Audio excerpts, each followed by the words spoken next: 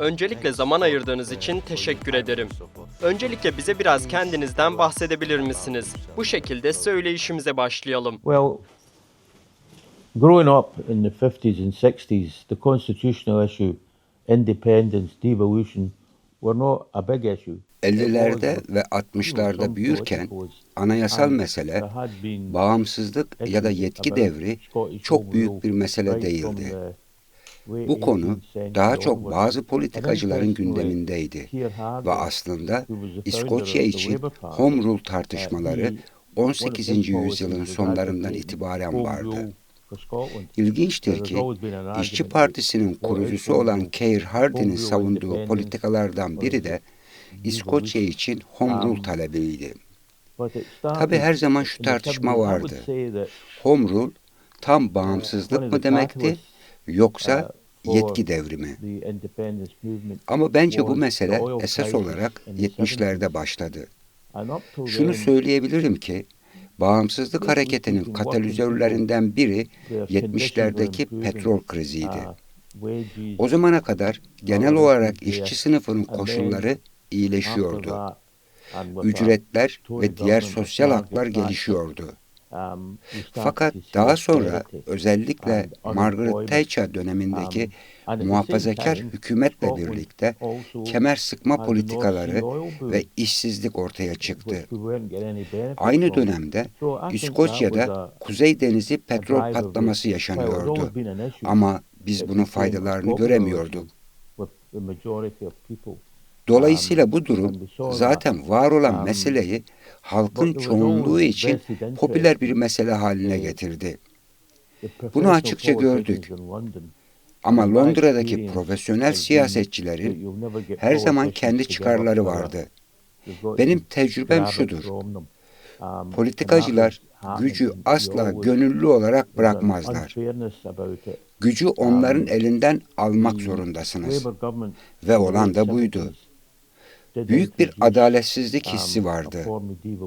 70'lerin sonundaki İşçi Partisi hükümeti İskoç Meclisi için bir tür yetki devri sistemi getirdi ve oylamada çoğunluk sağlandı. Fakat siyasetçilerden biri daha önce hiç görülmemiş bir madde eklemişti. Buna göre halkın %40'ının oy kullanması gerekiyordu. Bu şart sağlanamadığı için süreç başarısız oldu. Bu da bir anlamda kirli bir oyun olarak görüldü. 80'lere geldiğimizde bu adaletsizlik beni İskoç Meclisi kampanyasına katılmaya yöneltti. Bana göre bu çok başarılı bir modeldi. Çünkü farklı siyasi partilerden ve hiçbir partiye bağlı olmayan insanları, akademisyenleri, sendikacıları, kilise temsilcilerini bir araya getirmişti. Sonunda bu İskoç Meclisi kampanyası bir takım belgeler hazırladı. Bu belge de onlardan biri. Campaign for the Scottish Assembly came up with a number of documents. This document. Öncelikle bu belgeden başlayalım. Bu belge nedir? Kameraya da gösterebilir misiniz? Yeah. Camera. Well, that was really a blueprint. It was dotting the I's and stroking the T's about how we would achieve that. Bu aslında bir yol haritasıydı. Yani sadece genel bir açıklama değil, işin tüm detaylarını ortaya koyuyordu. Tam anlamıyla noktaları ve virgülleri yerli yerine koyuyordu. Nasıl başaracağımızı anlatıyordu. Temsil biçimi, seçim sistemi gibi ayrıntıları içeriyordu. Bu çok önemliydi. Çünkü İskoç Meclisi kampanyası içindeki birçok kişi orantılı temsil sistemini yani nispi temsil sistemini savunuyordu. Daha adil bir oy sistemi istiyorlardı. Bu konu merkezi önemdeydi. Çünkü eğer nispi temsili desteklememiş olsaydık, ihtiyacımız olan uzlaşıyı sağlayamazdık. İlginçtir ki ben, İskoç İşçi Partisi Başkan Yardımcısı olarak büyük bir kulis ve mücadele sonucunda İskoç İşçi Partisi'nin parlamentoda nispi temsil sistemini desteklemesini sağladım. Ve bence bu, insanların bu uzlaşı etrafında kalmasını sağlayan temel unsurlardan biriydi. Sonrasında bu kampanya İskoç Anayasal Konvansiyonu'nu kurdu. The campaign set up Yeah. the Scottish Constitutional Convention. So which is- that's very important. Also, Bu çok önemli. Kürtler de anayasal haklar talep ediyorlar. Peki siz İskoçya'nın anayasal yapılanmasını nasıl kurmayı başardınız? Bunun içinde neler vardı? including in that. Yeah. Well, as I said earlier, if you like, that was. Evet, dediğim gibi bu aslında ilk aşamaydı. Yani bu taslağın ilk haliydi. İskoç Meclisi kampanyası önce bu taslağı hazırladı, sonra bu belge ortaya çıktı. Hatırlıyorum, Edinburgh'daki İskoç Kilisesi Genel Kurul salonlarında bir konvansiyon düzenlemiştik. İskoçya'daki neredeyse tüm örgütler temsil edilmişti. Siyasi partiler, sendikalar, kiliseler, yerel yönetimler ve dediğim gibi o uzlaşıyı sağlamayı başardık. The trade unions, the churches, local government, and as I said, we managed to get that consensus there. 1980'deki bu konvansiyondan sonra süreç ilerledi ve konvansiyon fikri genel kabul gördü. Sonunda muhafazakar hükümetten kurtulduğumuzda artık bu süreç durdurulamaz hale gelmişti. We got rid of the Conservative government. It was really unstoppable. My own view is I think that Tony Benim Blair, kişisel görüşüm, o dönemin başbakanı Tony Blair'ın aslında buna tamamen sıcak bakmadığı yönünde. Çünkü yine kendi tecrübeme dönersem, politikalar gücü başka gruplara bırakmak istemezler. Ama o noktada konvansiyona verilen destek durdurulamaz olmuştu. Onu durdurmaya çalışmak siyasi bir intihar olurdu.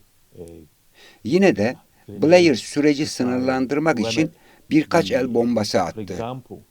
Örneğin referanduma ikinci bir soru ekledi. Bu soru vergi toplama yetkileriyle ilgiliydi. Eğer bir parlamentonun vergi toplama yetkisi yoksa gerçek bir parlamento değildir. O dönemde bu konuda büyük bir mücadele verdik. Ama ilginç olan şu ki referandum yapıldığında halkın %75'i İskoç parlamentosunun kurulmasına destek verdi ve %65'i de vergi toplama yetkilerini destekledi. Yani Blair bu konuda haksız çıktı.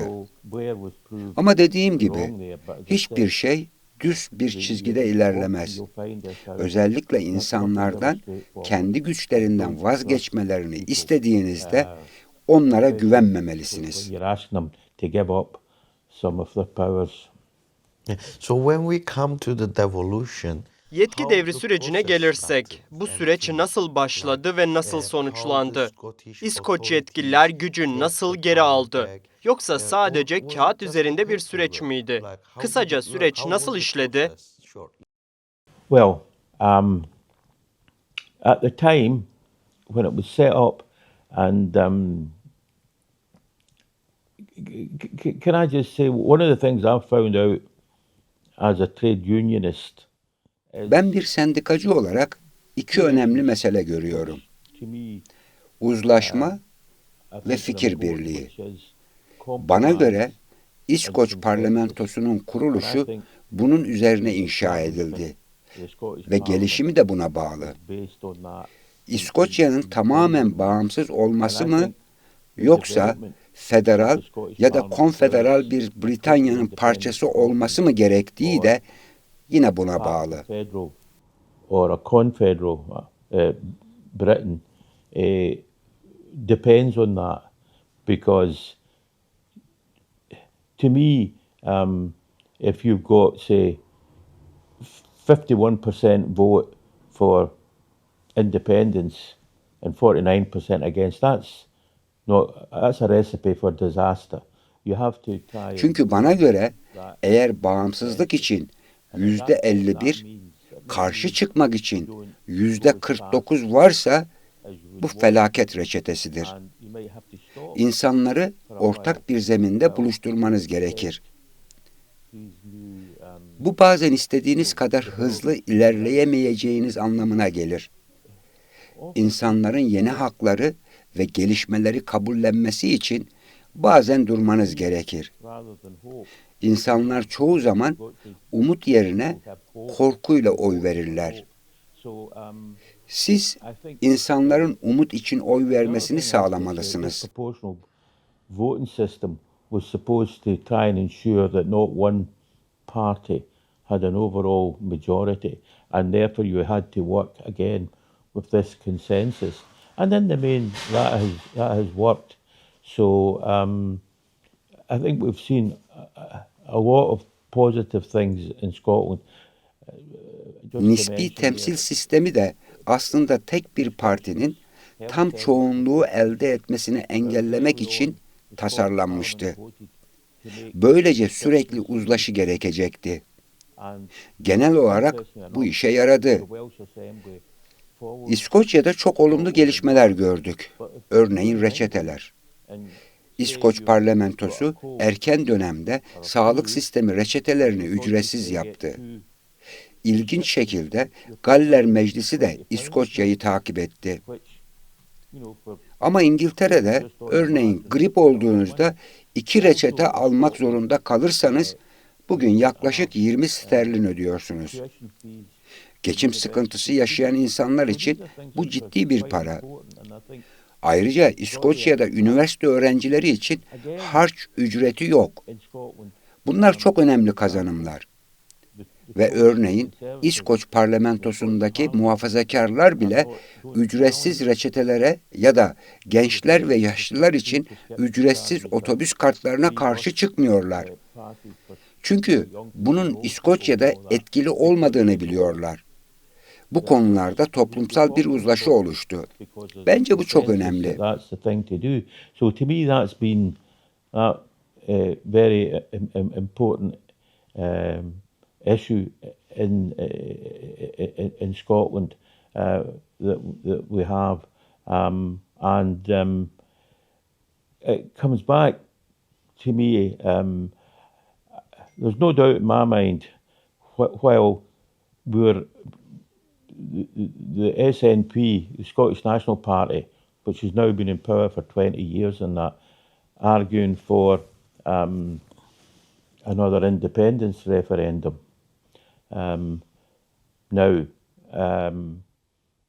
Şu anda yaklaşık 20 yıldır iktidarda olan Scottish Ulusal Partisi yeni bir bağımsızlık referandumu istiyor.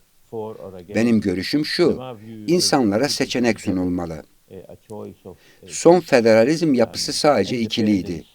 Ya bağımsızlık ya da karşı olmak.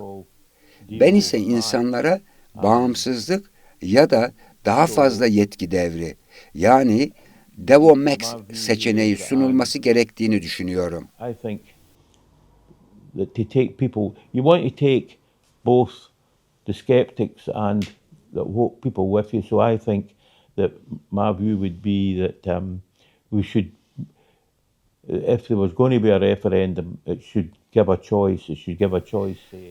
Ben insanların hem şüphecileri hem de destekçileri birlikte götürmesi gerektiğine inanıyorum. Eğer bir federalizm olacaksa bağımsızlık ya da federalizm arasında seçim sunulmalı. Benim kişisel görüşüm ise ki çok fazla gündeme gelmez, konfederalizmdir. Çünkü İskoçya, Britanya nüfusunun sadece %5'ini oluşturuyor.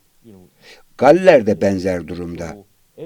Federal bir sistemde İngiltere her zaman İskoçya'yı, Galler'i ve Kuzey İrlanda'yı sayısal olarak geçerdi.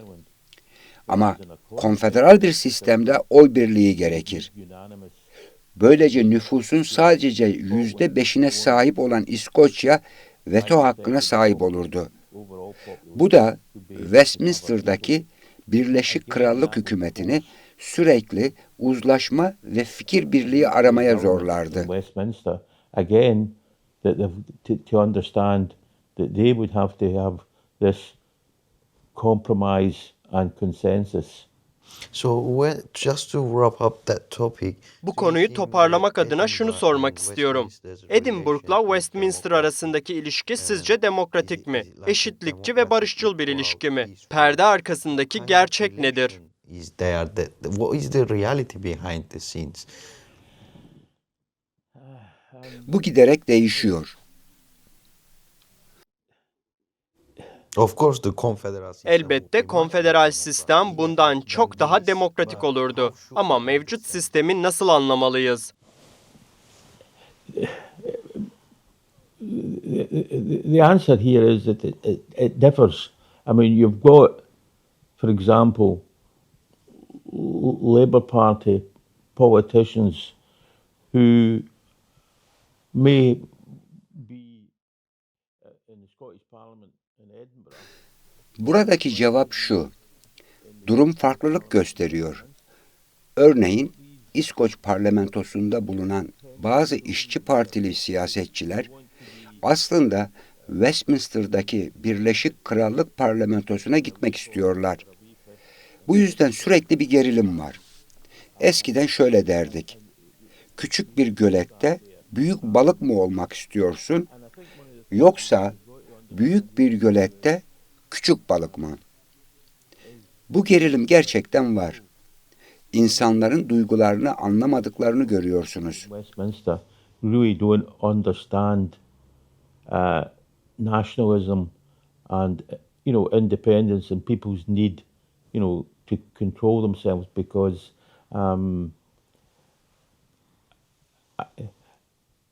you find that out that they actually don't understand people's feelings.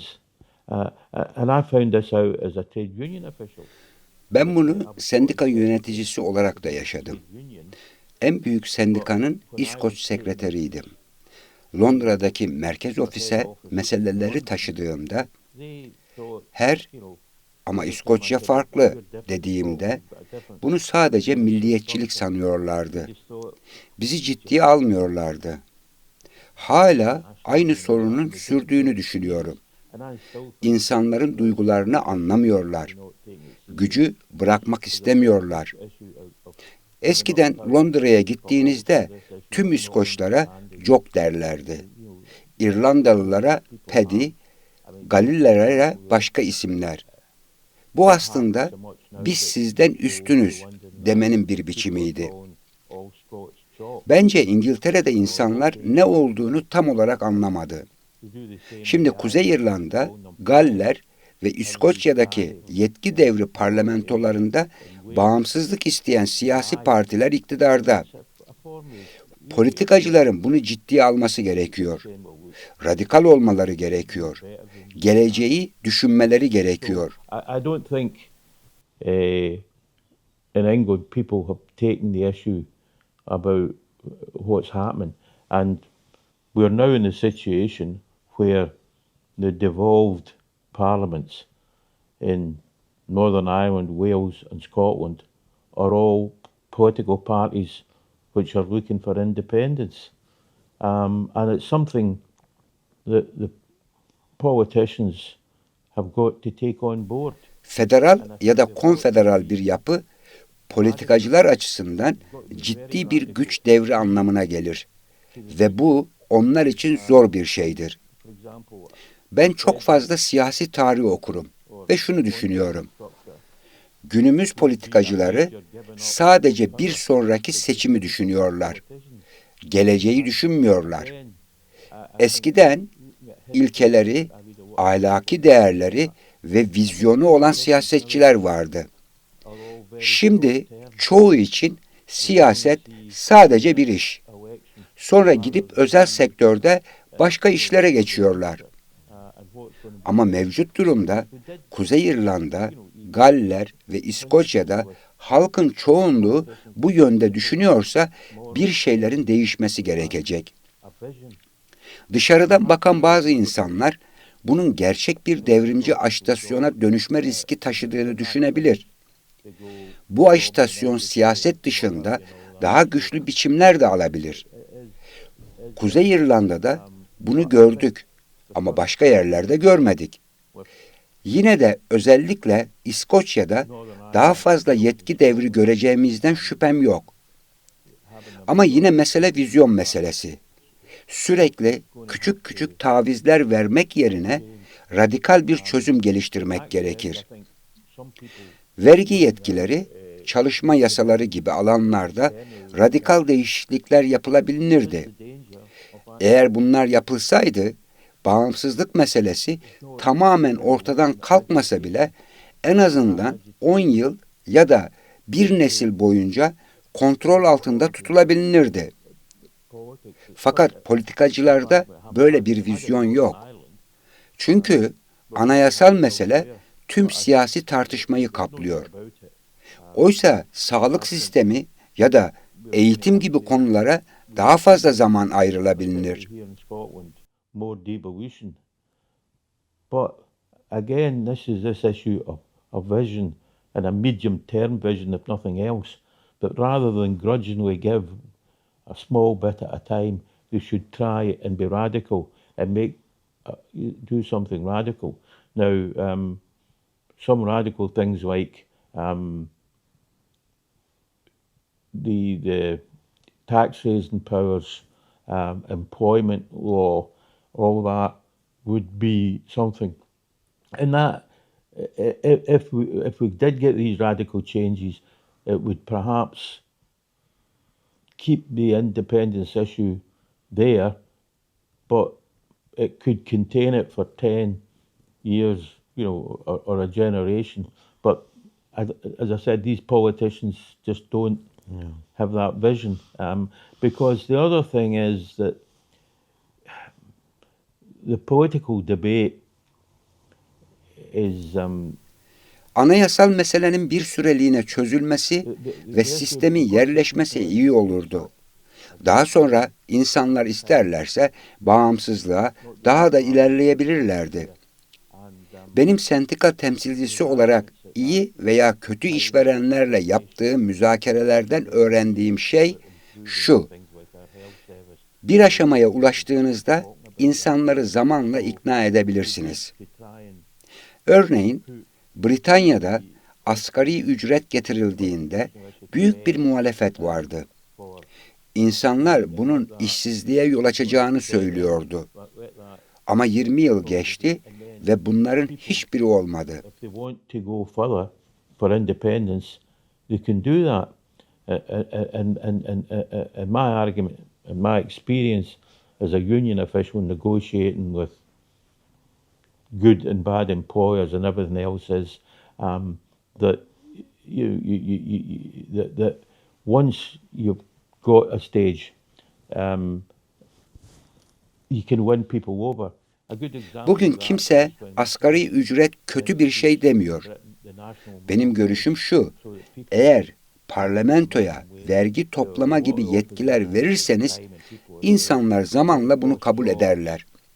Çünkü bazen insanlar daha fazla yetki devrine ya da bağımsızlığa karşı çıkıyorlar.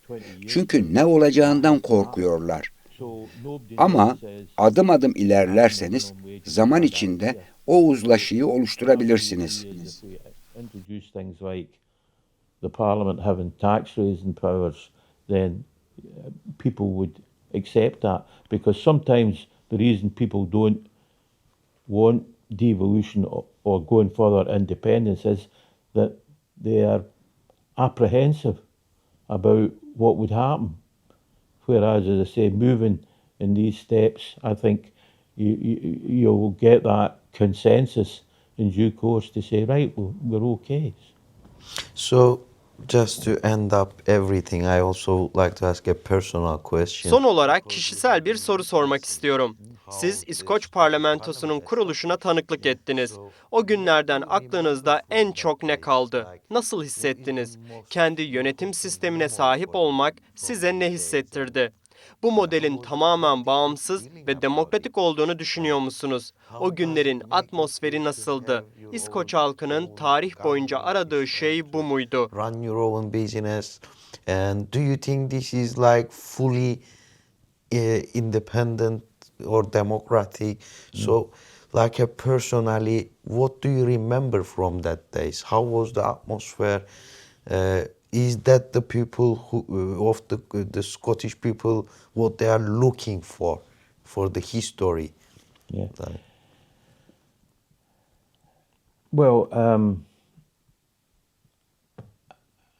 I've always been a radical and a revolutionary in my own way. And Ben her zaman kendi tarzımda radikal ve devrimci biri olduğumu düşünmüşümdür. Ve bunu daha iyi bir İskoçya sürecinin başlangıcı olarak gördüm. Bu bana büyük bir tatmin verdi.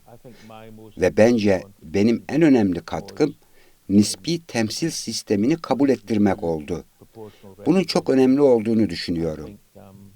O parlamentoyu görmek, üstelik çok daha çeşitli bir parlamentoyu görmek, daha fazla kadının olduğu, farklı toplumsal gruplardan insanların bulunduğu, etnik çeşitliliğin olduğu bir parlamentoyu görmek benim için harikaydı.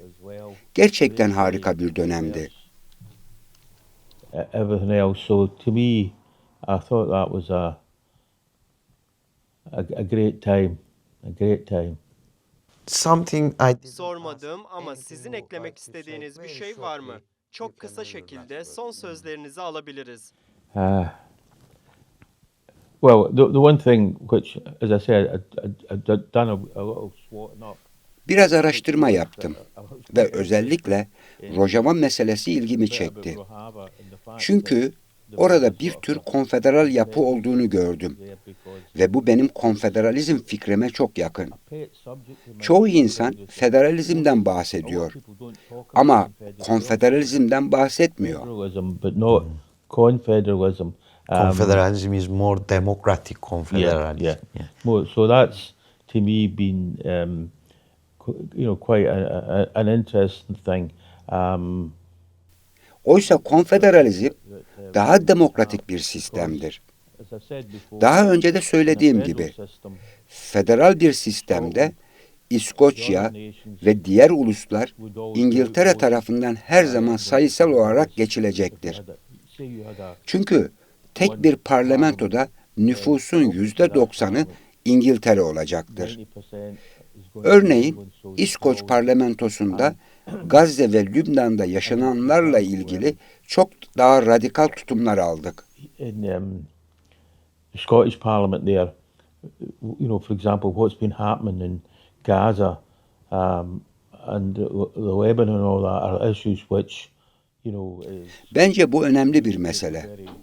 Eğer konfederal bir sistem olsaydı, İskoç parlamentosu Birleşik Krallığa şunu söyleyebilirdi: biz İsrail'e silah göndermiyoruz. İşte bu kadar. Bu bana göre çok önemli. to the UK, we're not sending arms to Israel, period. So to me that's quite important. Mükemmel. Teşekkür ederim Bob. Çok naziksiniz.